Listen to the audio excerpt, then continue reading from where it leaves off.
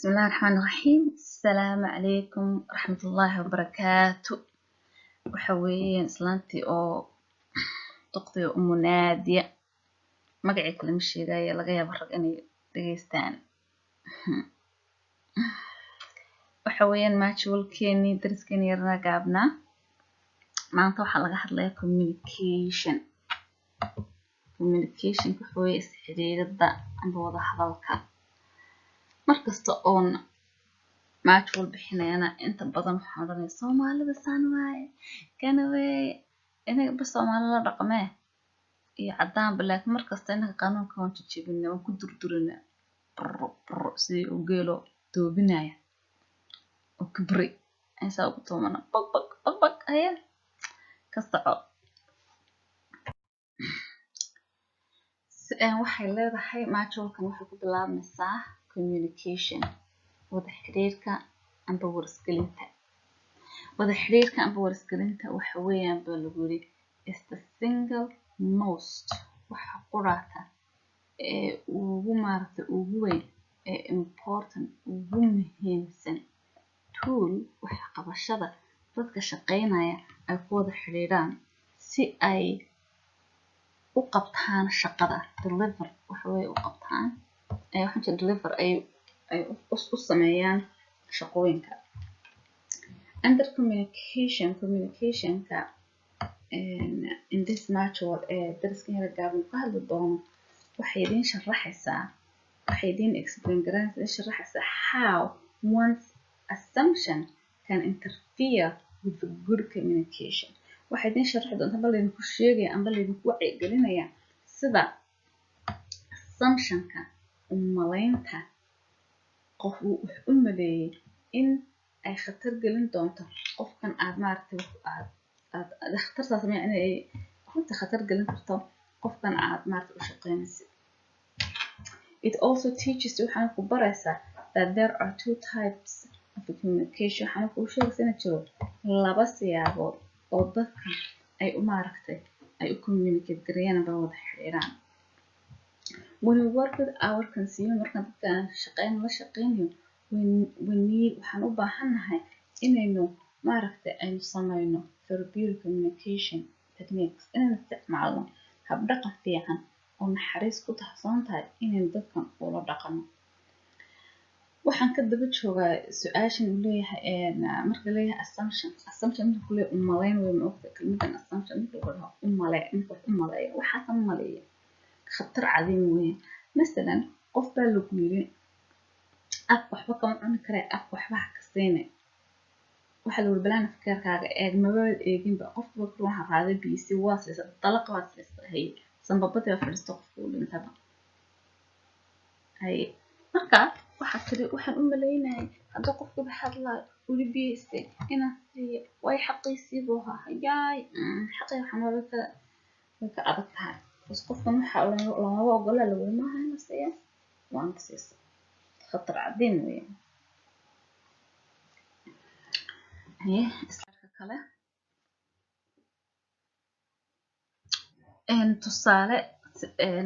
تصالة waxa oo ah baa lagu yiri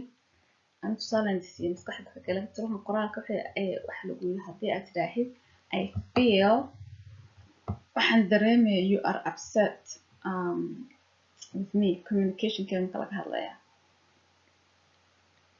waxaan dareensanahay in aan maaragtay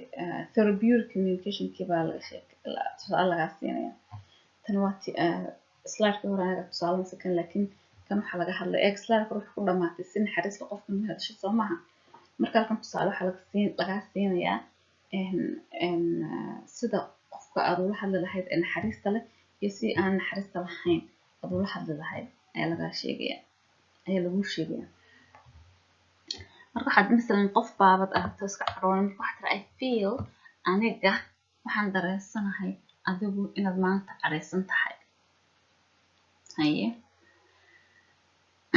taami qomantahay because waxa tiri adiga ma taqaano qofkii shaqeynaya waxa tiri I feel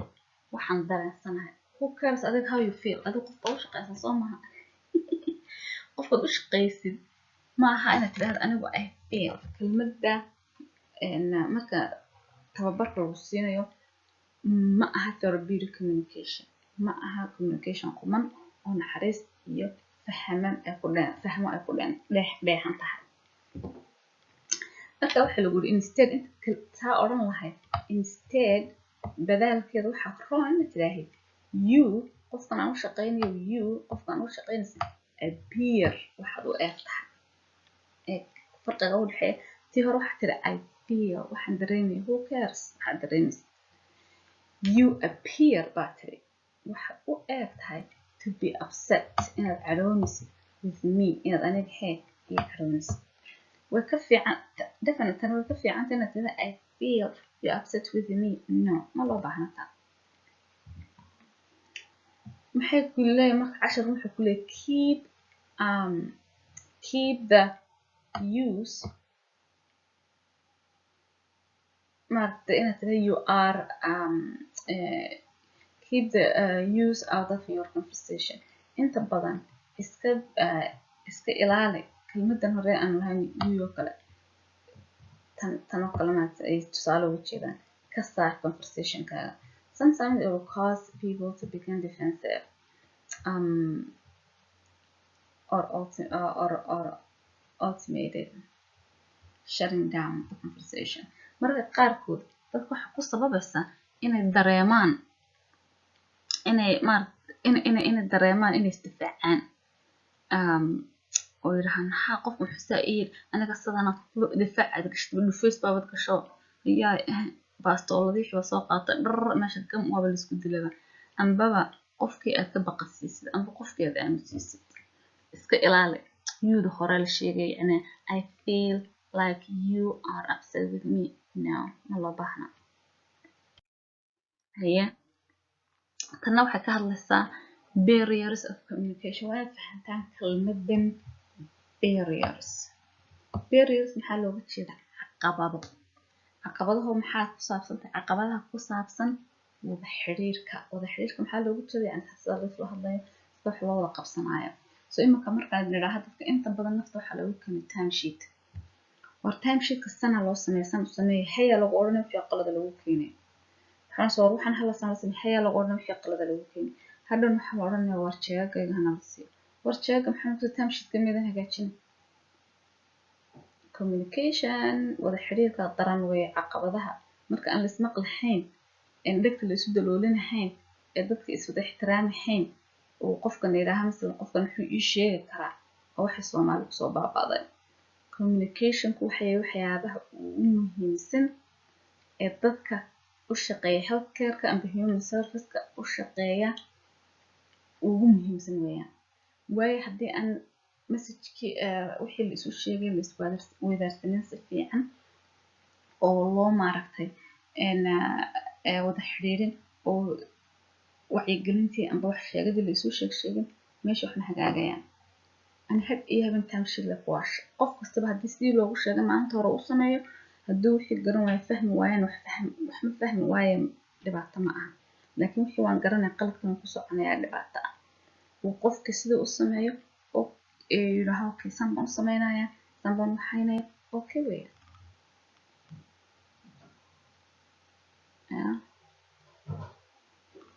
so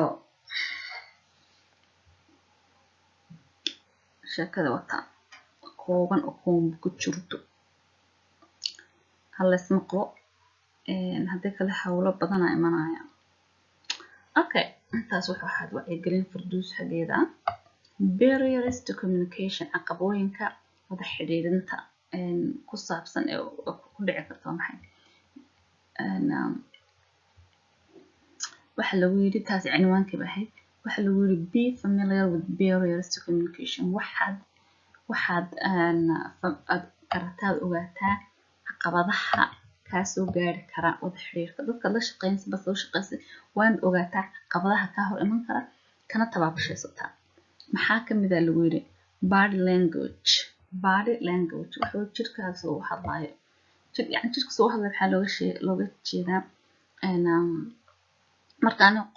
qof la hadlaysto kale wajigaagu isbedbedela Soomaha dadka jira waxa jira marka hadlayaan sanqada yani u fiirso qofku soo hadlayo adeeg saad u hadlay marka hadlaysid gacanta aad tuuraysid wajiga waxaas dhan iska ilaali waayo marka aad hadlaysid laga yaabaa wejigaaga saad u dhigtid oo kale inay negative ahaato negative yani dhibaato yani negative iyo positive baa la kala yani xun negative xun weeyaan oo communicationka ay gebigeedaba dhinaca kale ay u rogto ambaba istaajisaba haddii aynaan maaragtay careful ahayn aan is ilaalinahay waxay kale oo tahay in iska ilaalisid loud voice yani codka dheer haddii qof maxaa codka dheer looga jeedaa codka dheer maxaa looga jeedaa yani qofka la hadlaysa inaad tahay waxaa samee kan samee يعني وأنا مارتي أنا أذكر هذا ديريسي وحقولني عدانك مارت محد يقولون أنا أنتي تشير اللي يقول وهو عيا قف عدانا وعي حرمك مرك ركر كهلا يسوى دياريو ساسمي محرمك مرك ركر كم حاقات واحد بدن بوقات ناقد حقورس أم حد يقولون أم حد يهديد ناقور ما ينكو هديد بسم الله الرحمن الرحيم وحنقولون سوقات أنا مرك ركر كم حاقول عي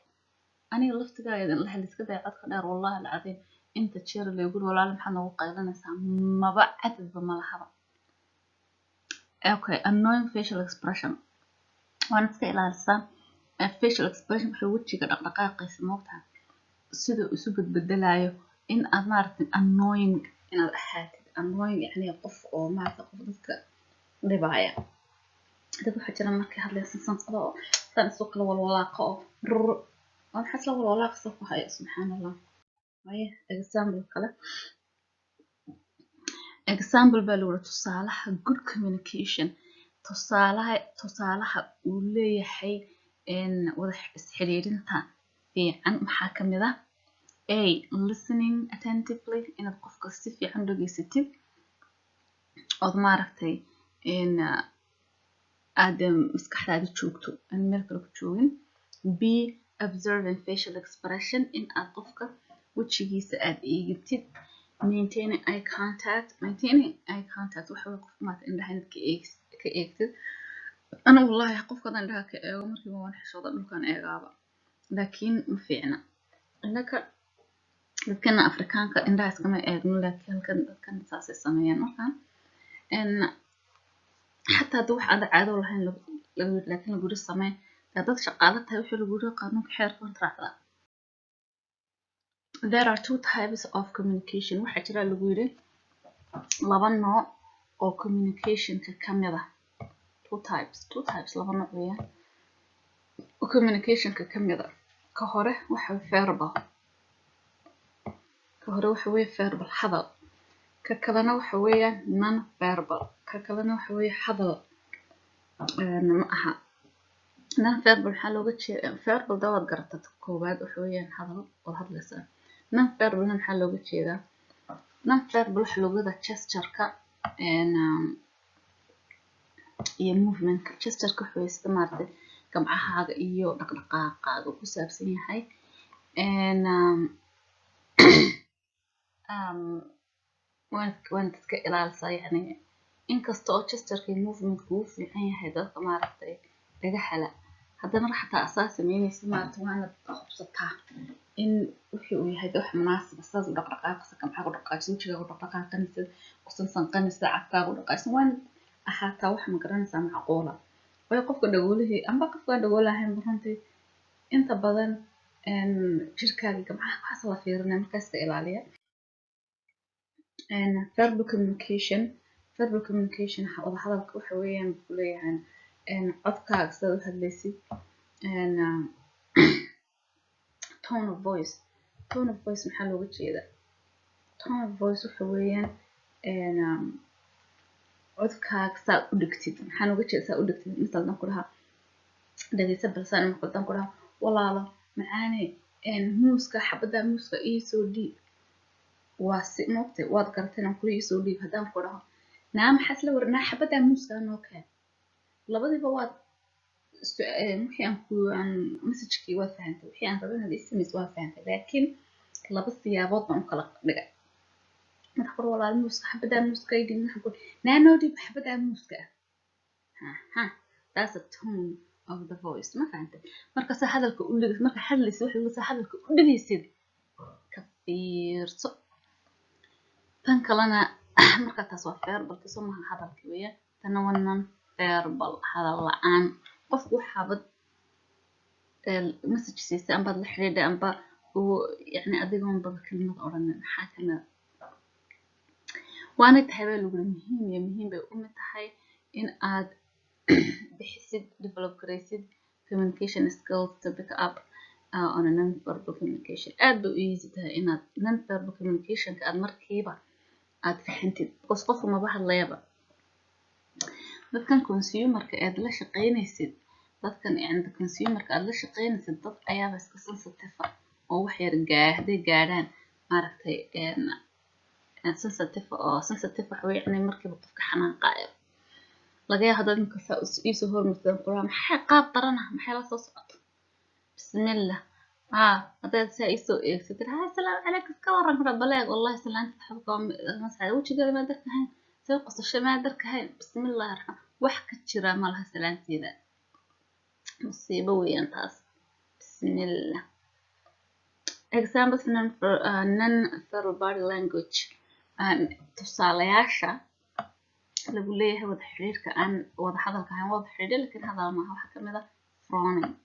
frowning oo maxay frowning waxa weeye markaad in qof weji macbuus ato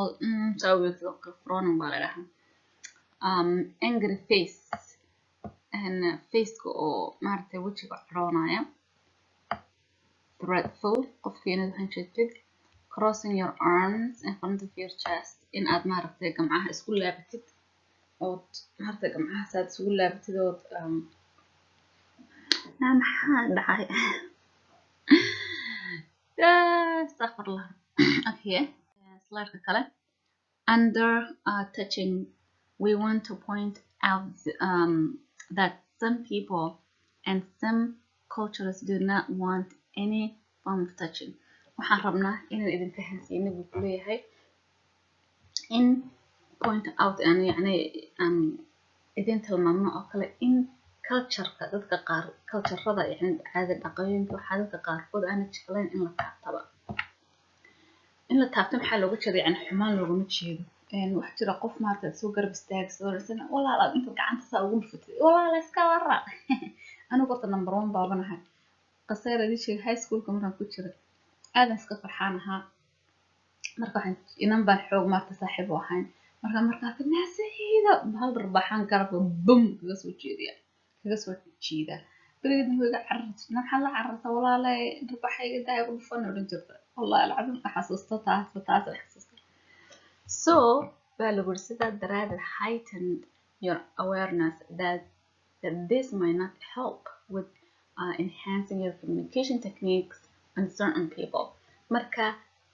sidaa daraaded waa inaad heightened waa inaad xoog ka feejignaata oo ogaataad aware uga haata in marka qofka doonaad runtii laakiin waxa qofku shaqo la xiriiraysid in waxyaabaha qaarkood aan ku caawin doonaan sometimes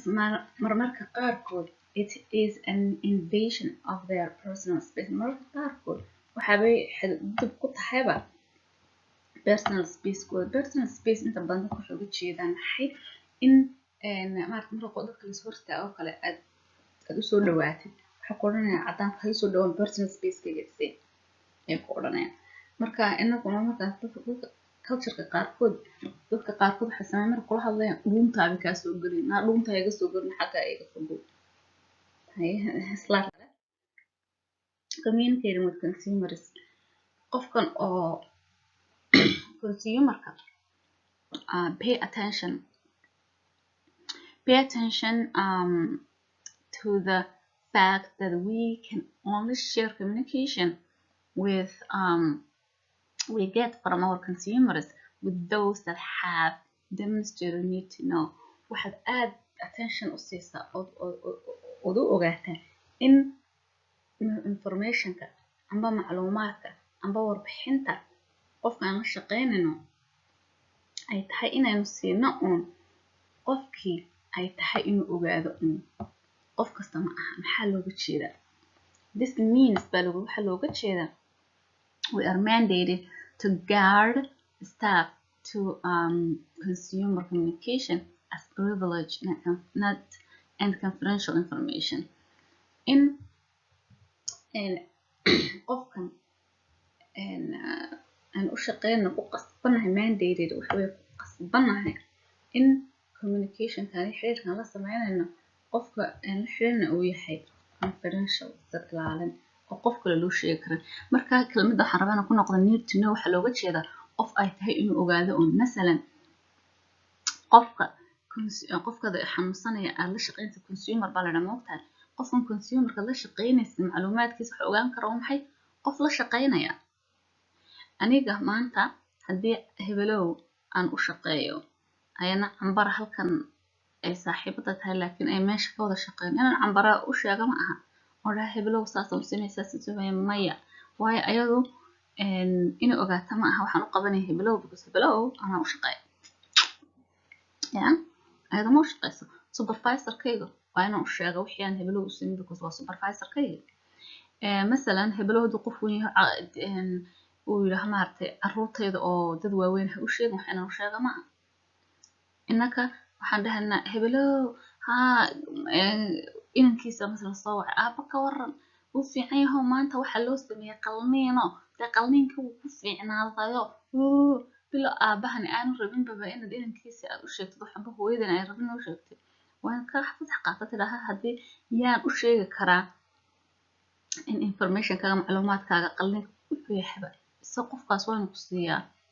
permission dee qofku wuxuu hadduu yahay qof weyn oo caqligiisa ku filan yahay way moogtahay haddaan caqligiisa ku filan dee already waa la ogyahayba dadka loo sheegi karo remember baa lagu yidhi xasuuso fahana state authority-ga dadka u shaqeeya stateka waxay xaq u leeyihiin in ay record kasta oo ku saabsan qofka kala shaqeynaysa inay dib u fiirin karaan permissionna aanay uga baxnayn client-ka marka haddii su-aal lagu weydiiyo lagu yidhaaho waa ayo dadka quraata in ogolaansho uga baahnayn qofkaad u shaqeynaysid recordkiisa in dib loo fiiriyo waa ayo waxa weeyaan muxuu ahaye dadka stateka ka socda dowladda ka socota inay fasax ka qaadata ma aha kale communicating with family and friends just be aware baa lagu yidhi ogow digtoonow aware runta waxaa ka digtoonow in that you have no right to speak to family members about your consumer ka digtoono ogownana deejignownana in aanad u lahayn qofkan aad u shaqeynaysid ehelkiisa inaanad ka siinin asraarihiisa aanad u sheegin waxaa lagu yidhi communicate with supervisorkaaga u sheeg laakiin qofka ha u sheegin waayo tan maxay dhalan kartaa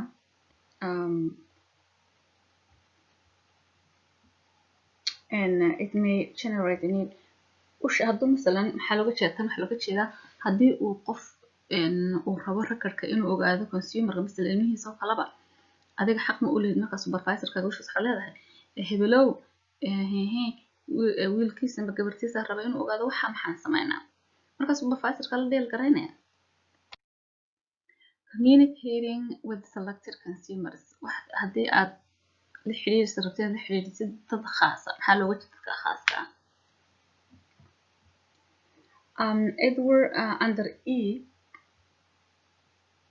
we want to stress or under letter E baa jeeda yani waxbay kasoo sheekeynaya Facebook haddii oo qofka oo under hearing impaired bay uga jeedaan qofka oo dhagahala sideed aad ula xiriiri kartaa maxaad sameyn kartaa face the person wejigiisa yani ka fiir yani gadaal kaga iman masalan who is hard of hearing qofka wuxuu maqli karaa yani able and be on the same level with him or her whenever possible waxay ku yidhahaan qofka dhagahala waa inaad wejiga ka fiirisaa oo yani meel kale aan fiirinahayn yani gadaal kaga iman hataa masalan ana hadda rabo qofan la hadla inta dhabarkiisa istaago in dhabarka garaac ama halkaa dhabar garaac maxaa jeedaa shoulderkiisa amba garabka taabta ma aha because qofku wuu salbaqaya maqlahay marka difaac u geli karaa oo ku dili karaaba markastoo macquul tahay nah waxaad samayn kartaa levelkiisa levelkiisa maxaa looga jeedaa yacni hadduu fadhiyo fadhiisad u taagan taagno si uu wejigaaga u arko facial expressionkaaga u arko uu dibnahaaga dhaqdhaqaaqayna u arko waxay ka caawinaysaa baa lagu yiri yacni marka qofkii aad hor istaagtid amba aad meeshu istaagtid it will assist amba help caawinaysaa ayaga to liberate in ay dibnahaaga akhriyaan waxaa lagu jeeda dibnahaaga akhriyaan yacni marka hadlaysid dibnahaaga waa dhaqdhaqaaqayaan marka waxyaaba badan bay kala soo bixi karaan and be aware waxaad ka digtoontaa any consumer that wears a hearing aid has a piece of equipment that costs thousands of dollars waxaan ogaataa qofku dhagaha xidha waxaan ku mikrada dhagaha caawiya xidha ina qaylo badan samayso markaas ka ilaali inaad gadaal kaga timaado hawa soo mari karta duu noqonaya sida loo nadiifiyo waxaa loogu sameeyaa marka skillka laga sheekeyn doonaa oo class ka video buliyan jecelahay marka waa la tusi doona insha Allah ta kale remember that the most effective skill that used by all healthcare and human services workers is communication waxaad ogaataa wax kasta oo muhiima oo dadka maaragtay healthka u shaqeeya iyo human services u shaqeeya waxa uu qura waxa lagu eeg remember that the most effective waxyaabaha ugu skillka ugu fiican effective-ka ah shaqeeya effective wixii shaqeeya moogta skill noo shaqo ugu muhiimsan dadka healthcare-ka iyo human services u shaqeeya caafimaadka maxaa la walaaqaa caafimaadka u shaqeeya inay tahay communication wada xiriirinta inay tahay wada xiriirka inay tahay haddii wada xiriirku uu kharimo wax kasta waa isku dhex yaacayaan remember baa lagu xasuuso that effective listening requires active listening wada ismaqalka wanaagsan tayada leh wuxuu ku xiriirsan yahay active listening in dadku ay si fiican isu dhageystaan active listening is the act of hearing and responding both to the content and to the feeling of what is being said active listening macnaheedu waa maxaa lagu yiri active listening baa lagu macnaynaa active listening waxa weeyaan inaad maqashid and responding inaad dhageystid jawaabtid hearing inaad maqashid responding inaad jawaabtid both to the content labada waa maxay content wixii lagu yiri iyo dareenka what is being said wixii la yiri maxay tan marka uga jeedan active listening waxa lagu yiri tan bay ka daba socdaan tan waxa lagu remember baa lagu xasuuso effective listening ismaqalka tayada leh wuxuu ku dheehan yahay active listening marka active listening ayaa halkan lagu macnaynaya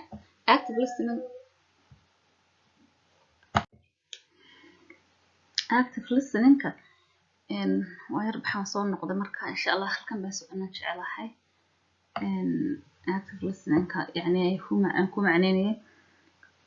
is act of hearing baa lagu waxa weeyaan inaad wax qabashada maqalka iyo responding inaad jawaabtid both labadaasina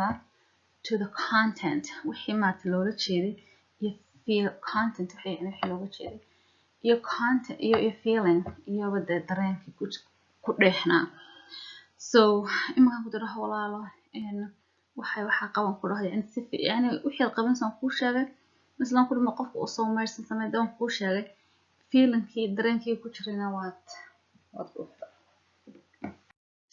تنكله إن barriers كمان عقبة ضحى إن communication كا ولا حدير أنت وحكم ذا in changing the subject إن بدشيد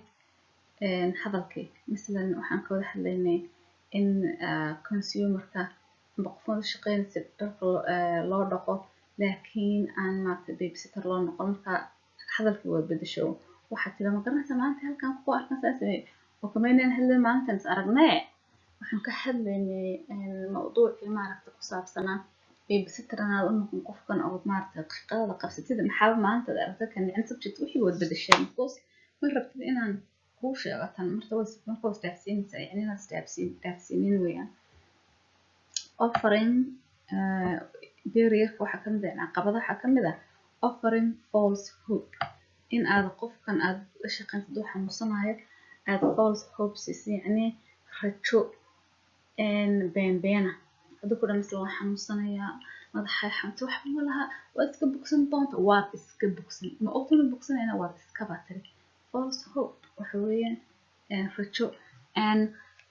بين محاكم ذوق له glozing over information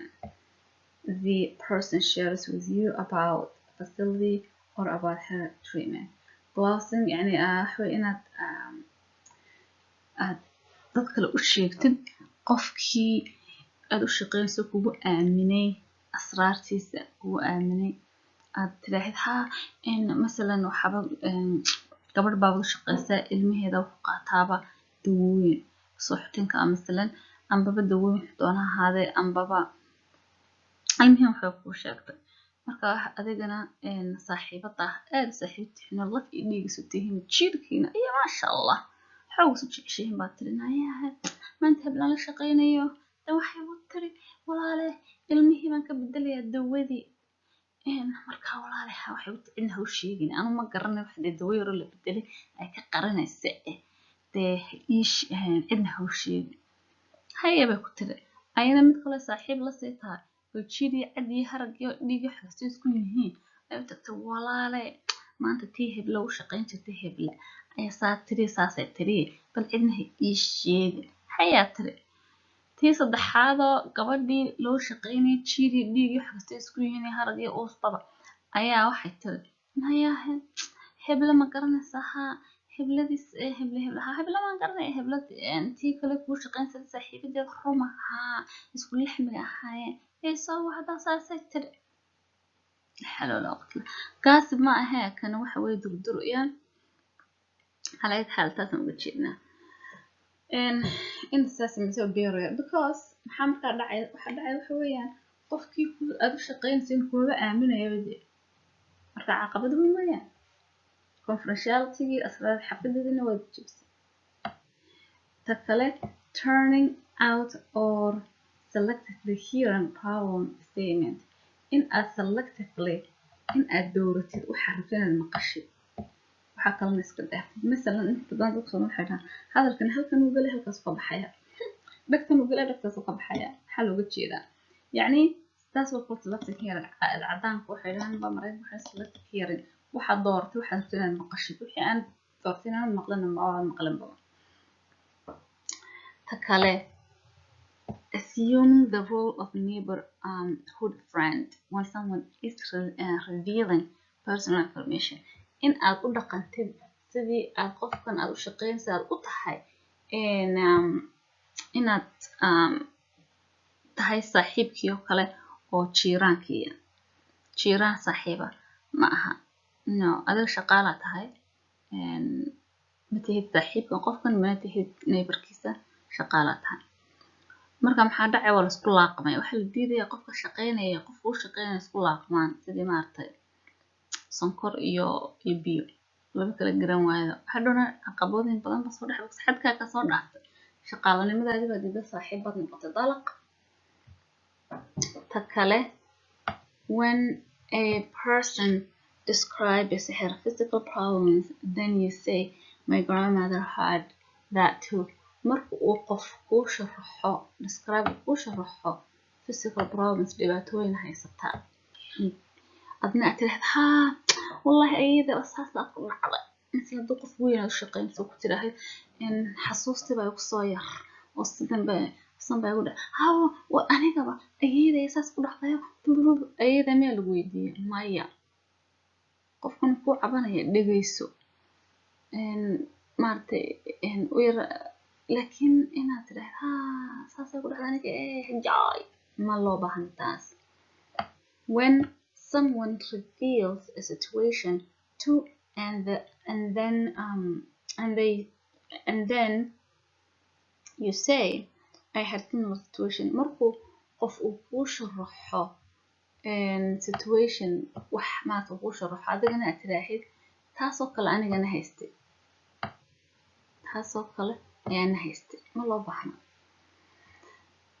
Okay, waxaa kaloo ka mid noqon kara caqabadka xagga wada xiriirka allowing the other staff to monopolize your time in qof aad la shaqaysaa waqtigaaga dhan kaa qaato. maxaa looga jeedaa haddii misal laba qof aad qof ugu wada shaqaynaysaan uu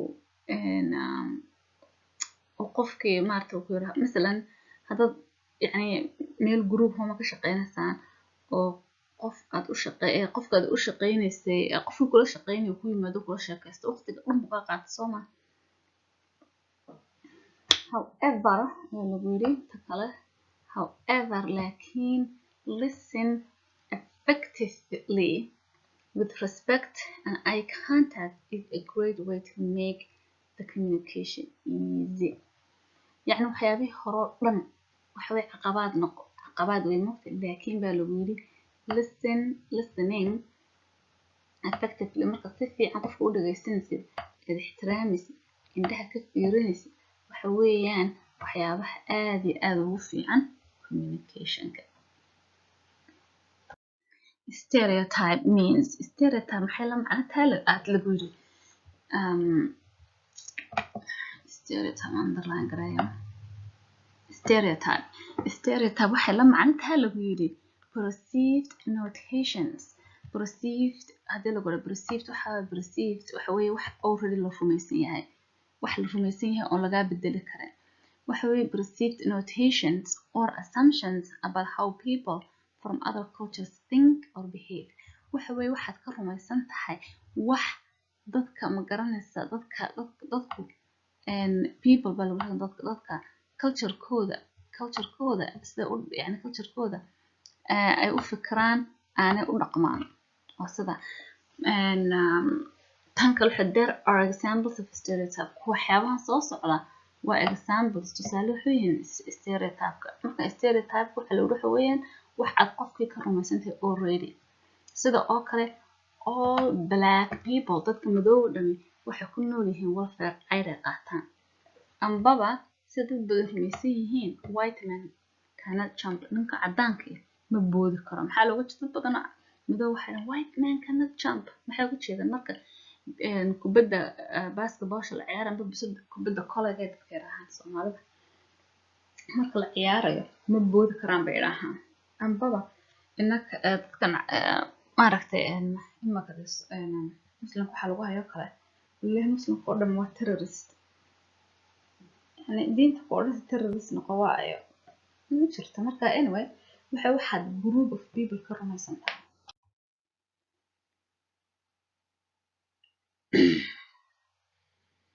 halkan waxa ku soo noqday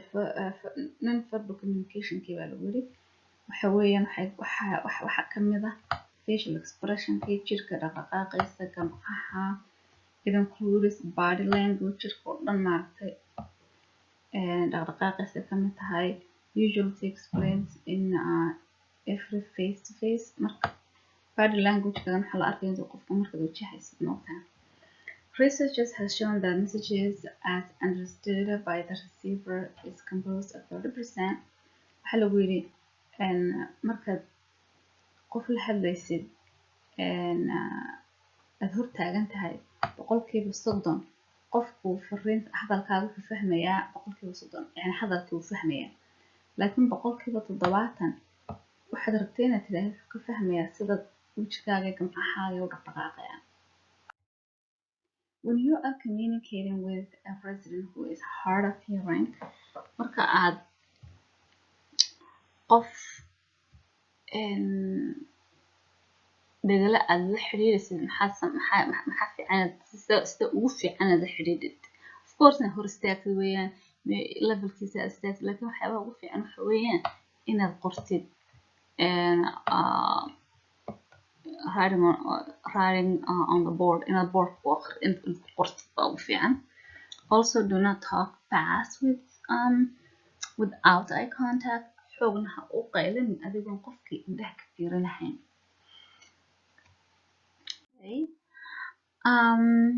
Okay, this is su'aalaha homeworkii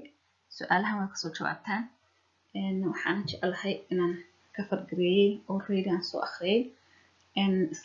slide-kan u eego kala fiirsada akmadin dul mari karaan. Okay waaye su'aasha koowaad waxa lagu yiri barrier-ka amba caqabadooyinka communication xiriirka samayn kara waxa kamid ah waxyaabaha soo socda oo ku jirin except kelmadda except waan xoog u dhuuxdaa maxaa laga rabaa jawaab aan barrier ahayn yacni wixii saxda ah marka waxa la changing the subject slide-kan kale ku jirtaa slide-kan kale doon meesha ku jirto marka wixii si fiican ayaan ku sharaxay marka waxa ay changing the subject dad su'aal hadii aad wixii lagu hadlayay aabad bedeshay caqabad miyam samay caqabad maaha marka tii khariban mid dooranaysa tii saxda dooranaysa offering false hope qofkana tiraahdo wax kasta oo keeba noqonay ma kharib ma xunta hadaa tiraahdo ha oo ka dhaqaaqaysa glossing over the information hadii aad qofka information ka macluumaadka ugu aaminsan kara u sheegto si raaxraad ma xunta hadaa tiraahdo ha oo ka dhaqaaqay turning out selective hearing hadii aad waxaan dhagtan gelinayso waxaan dhagtan ka bixin si fiican wax maqlahayn ma fiicanta mise ma fiicna daahid ma fiicna oo ka dhaqaaqay assuming the role of neighborhood hadii aad iska dhigayso qofkan la saaxiibtood ku laaqmayso ma sax mise waa sax dad sax ma aha ilaa waa barrier oo caqabooyin ka dhaqaaqay when a person describes her physical qof uu ku sharxo dhibaatooyinka haysta haddana adigana ayada aan baabaha cali cumro ka sidan bawlah cumroga saaleh miyaad tahay inaad samaysid no oo ka dhaqaaqay when someone markuu qof uu dhibaatooyin waad ogataan ka hadalnay markuu qof dhibaatooyin uu ku sheegto hadana qof kale ma u sheeg hadaa tiraahdo no oo ka dhaqaaqay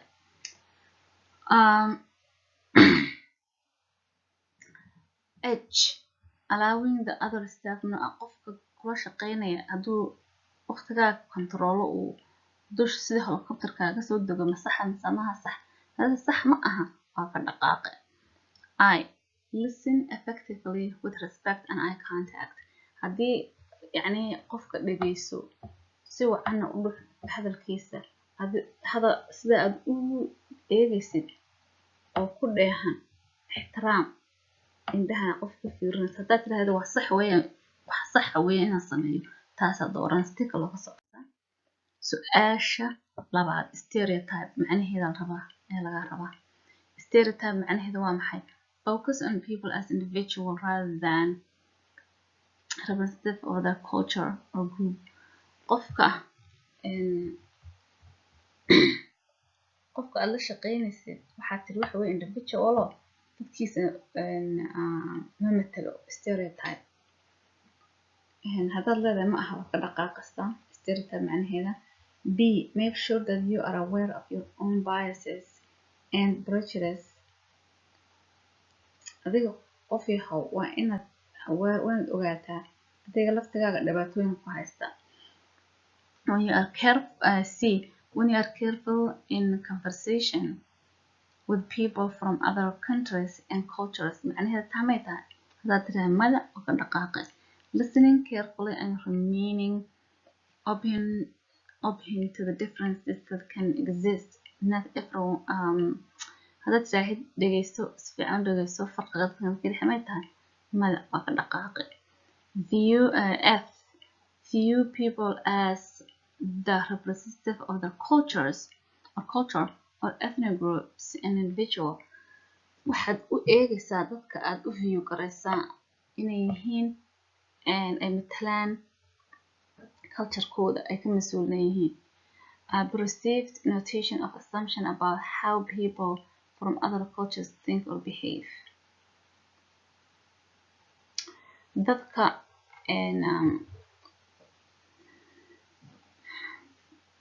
dadka dadku inay yihiin assumption waxay inaad u malaynaysid dadku in ay matalaan culture-kooda ayaad u malaynaysaa ay collective ay isku mid yihiin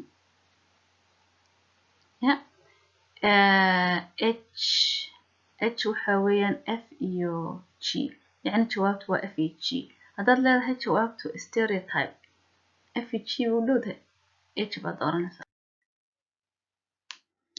these are examples of stereotype waxyaabahaas waxa weeyaan stereotype weeyaan examplada soo socda tusaalooyinka soo socda waxa weeyaan stereotype tebaa stereotype A Mrs. Smith loves people like his own Mr. Smith wuxuu jecel yahay dadka Mr. Smith dadku wuxuu jecel yahay sida ilmihiisa u jecel yahay taas stereotype ma tahay B Sam is outgoing Sam wuxuu qof furfuran stereotype ma tahay C all black people live on welfare dadka madow oo dhan welfare qaataan dad leeda waa taas waa stereotype taas dooran white men kana jam dadka cadaanka nimanka cadaanka ma boodi karaan isku bedda kollega ciyaartada waa stereotype taas dooran laakiin C iyo D dad leedahay bal horta inta kala eegni E all of the above wax kasta hadda leedahay A iyo B iyo C waa sax E baad isticmaal haddaad leedahay C iyo D ayaa saxa C iyo D dad sax waaye dad kan yani C-dan iyo D-dan ayaa sax haddaad leedahay F baad isticmaal haddaad leedahay A iyo B ayaa saxana E baad isticmaalay hadda muxuu ahaye circle garee haddaad leedahay C iyo D baa saxana F baad xariiqi kolbasay tahay The most important skill used by all healthcare and human service workers is skillka amba waxa ugu muhiimsan dadka caafimaadka u shaqeeya amba dadka u shaqeeya ay isticmaalayaan ay tahay in isticmaalaan oo ogaadaan ay bartaan waxa weeye love jacaylka mise hand washing gacanta inay maydhaan mise providing care inay dadka dhaqaaleeyaan ay u shaqeeyaan mise effective listening effective communication mise wada xiriirinta hab dhaqanka wacan runtii B-na way noqon kartaa D-na way noqon kartaa laakiin waxaanu ka hadlaynaa imika inaku communication-kanu ka hadlaynaa kama hadlayno gacanta lameed dadka qaarkood waxay dooranayaan B waayo laakiin gacmo dhaqo ma ka hadlayno jawaabteedin kale F5 effective listening waxa u baahan tahay A objective observation mise waxa u baahan tahay subjective observation mise waxa u baahan tahay verbal communication mise waxa u baahan tahay active listening mise waxa u baahan tahay inaad qofka si fiican u dhuuxid hadalkiisa oo respectna iyo ixtiraamna ku dheehan yahay haddaad leedahay taa wey taas dooran hadii kalena taas active listening waxa weeyaan baa lagu yidhi active listening macnaheedu waxa weeyaan paying attention inaad qofkii si fiican dhegaysatid whenever you feel like marka adiga aad dareentid inaad tan dhegaysatid B loving people as you would like to be loved inaad u jeclaatid siday ay adiga u jeceshan ugu jeclaado C active listening is the act of hearing and responding both to the content and the feelings of what is being said. Active listening waxa weeyaan adiga oo qofka dhageysanaya kuna respond gareynaya in dhageysatid and ixtiraamtidna. Su'aashan kale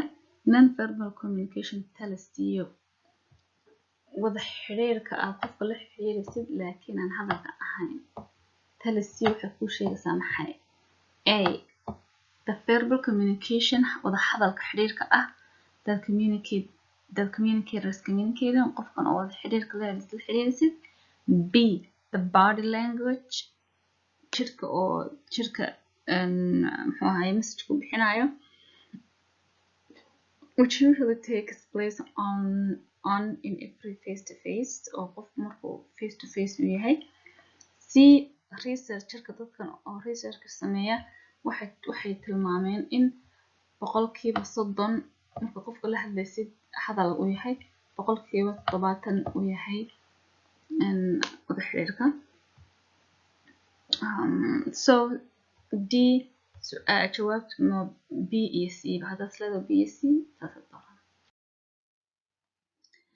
How would you communicate with a resident who is hard of hearing? Sidee ayaa qof oo dhagala aad ula xiriiri kartaa? Talking loud inaad xoog qaylisid A B tapping him or her from the back inaad qofka xagga dambe ka taabatid C talking slow inaad hoos u hadashid D writing boardkan wax lagu qoraayo E not talking fast with eye contact inaad xoog qaylin adigoo qofka indhaha ka fiirinaya F jawaabtu wuxuu weyn D E E haddaad isleedahay jawaabtu waa D E E F ayaad dooranaysaa